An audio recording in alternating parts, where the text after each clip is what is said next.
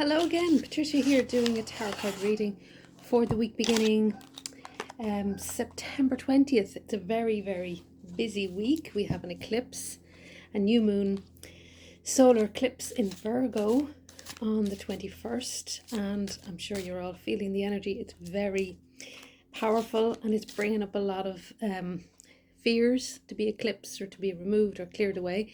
So just hang on in there. And we also have the autumn equinox as well. Okay, so I am going to use the after tarot deck for this reading, and we'll just see what the energies are like for this busy week ahead. Okay, so I'll give them another little shuffle, and here I'll cut the deck and see what the energies are like for the coming week. Okay, so okay, old swords. Okay, except for the this one here, Page of Pentacles, which is the shadow card. Okay, so the Page of Pentacles is all about study, research, starting on a new sort of a course of work or study, which ties in with this time of year as well. So maybe you're starting out something new. The look at these cards, they're gas. Okay, beginning of the week. And they have been shuffled now, trust me, they've been well used. The Page of Swords, clarity, clearing away those clouds, clearing so much energy. Middle of the week, lovely 10 of Swords. Okay, and then the end of the week we have the Knight of Swords. Okay, now I wouldn't be doing this reading justice if I went and shuffled them again to see if we could get nicer cards, because we can't do that. Okay, so we've got to work with what we've got here. Page of Swords, the beginning of the week, is positive. Okay, it is another page. Page is all about new beginnings, and that ties in with the new moon and a new start, fresh new perspective, fresh new energy. So at the beginning of the week you clear a lot of energy, clear in your mind, and you gain a lot of insight, I feel, into recent situations which were confusing. I feel in connection with relationships and with people you are dealing with. And I feel the beginning of the week brings a lot of clarity and insights.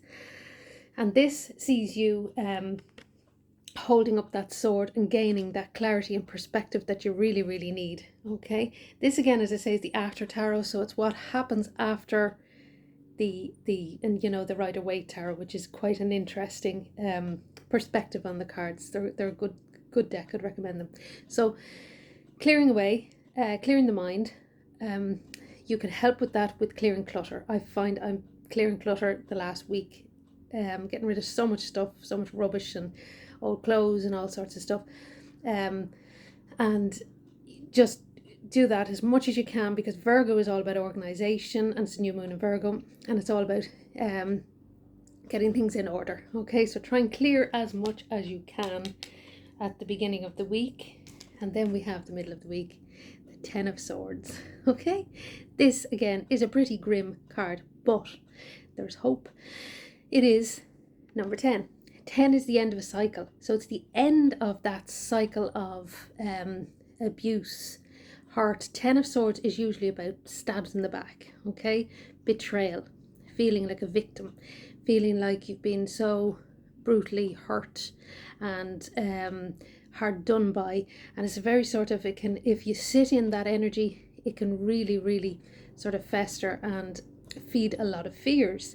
So I feel with this card, there is, this guy is being taken away, or he's been obviously he's dead, so he's been removed from the scene, and I feel that's the end of the situation. That marks the end of that feeling of being a victim, falling prey to predators, vultures, backstabbers, people who want to betray you. Okay, and I feel with this sun coming up, this is great for the new moon, because the solar eclipse is all about new beginnings as well, and eclipsing those dark energies and shining the light on those situations. This card is saying to you, you've been a victim too long. You've put up with a lot of people's stuff, a lot of abuse and betrayal, which a lot of us have, and especially I feel with the swords of a psychological nature. a mental nature, putting up with something people said, or things that comments that people make that are not very direct but are intended to hurt. And I feel this card is saying no, no more. Okay, that's the end of it. Okay, death, ending, all about getting rid of that energy. And then with the Knight of Swords, you're raring to go. Oops. Okay. Feel sorry for anyone who crossed you during the last few weeks, okay? Because by the looks of this card at the end of the week, they're really going to get the brunt of your anger. So just watch that with the Knight of Swords. The Knight of Swords is a very aggressive, angry, forceful card. And he's really raging. You can see there's a lot of rage there. So once you clear the decks, so to speak, and you gain clarity and insight, no more being a victim. Okay, going to put an end to that. It really brings that energy to a conclusion where you sort of say to yourself, okay, I'm not going to put up with this anymore, and instead I'm going to fight back. Okay, so take this as a positive, but also watch the sort of temper energy around it, or the rage energy around it. It's fairly aggressive, okay, because in the Rider-Waite deck, he's charging ahead with the sword, you know, pointing upwards.